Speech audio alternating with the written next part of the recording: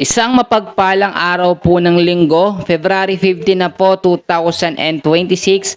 Kabayan, meron tayong pinaka-latest na weather update sa lagay ng ating panahon.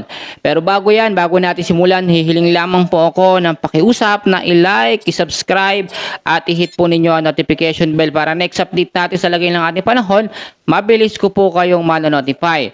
So sa kasalukuyang update po natin ay wala po tayong minomonitor ngayon. Good news po, walang bagyo no sa loob at sa labas ng ating Philippine Area of Responsibility. Pero may mga pag-uulan tayong nararanasan at yung iba akala nila bagyo yon. So ito explain ko sa inyo ng mabilisan at mamaya no pakita ko sa inyo yung tinatawag natin na tropical cyclone threat potential. Merong LVA bago magkatapusan o bago matapos po ang buwan ng February at posibleng maging banta ito ng bagyong Kaloy. So dito muna tayo sa tropical cyclone threat potential. Kung makikita nyo po sa ating pinaka tinatawag po na tropical cyclone threat potential sa pinakamapa natin sa pagitan po ng February 20 hanggang sa 26 may LVA pong mabubuo. So bago ito magkatapusan ng February, bago matapos ang buwan na ito, may posibilidad na may isa pang bagyong humabol at yun po itatawagin bagyong Kaloy kapag na-develop bilang tropical depression. Bagamat malayo pa naman, may mga posibilidad pa na pwedeng mangyari o magbago sa direksyon nito o kung pwedeng hindi mabuo, pwede ring mabuo o tumaas lalo ang tsansa. Pero ngayon, ang pangunahing weather system po na nagpapaulan sa ating bansa ay hindi dahil sa low pressure area at hindi rin dahil sa bagyo. Yung iba akala bagyo kasi maghapon na umulan kahapon, pero ito po explain ko sa inyo mabuti. Ang pangunahing weather system po natin ngayon na nagpapaulan po sa malaking bahagi po ng ating bansa, especially sa may parte ng Metro Manila, sa may Central Luzon, ay ang shear line. So, ulitin ko po sa area po ng Metro Manila, Central Luzon, mainland Cagayan, kasama po ang Isabela, Quirino, Nueva Vizcaya, Benguet, Ifugao, Pangasinan, La Union, Laguna, Rizal at sa may Quezon.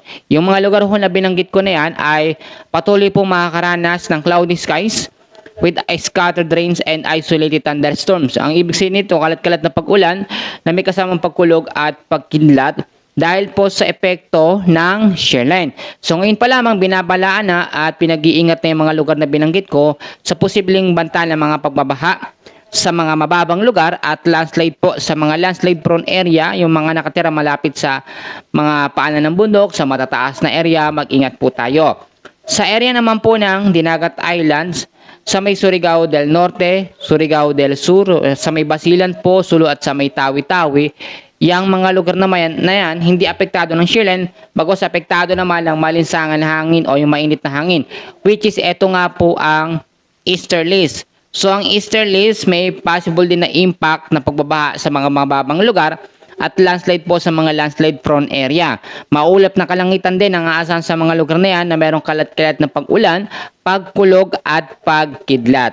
Ang nalalabing bahagi naman po ng Ilocos region, the rest po ng Cordillera Administrative Region, the rest ng Cagayan Valley, ang weather condition po sa mga lugar na yan ay maulap din na kalangitan na merong isolated light rains dahil po sa amihan o northeast monsoon.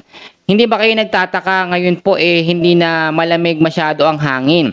Dahil po yan sa easterlies o yung malinsangang hangin na nanggagaling po sa karagatang Pasipiko.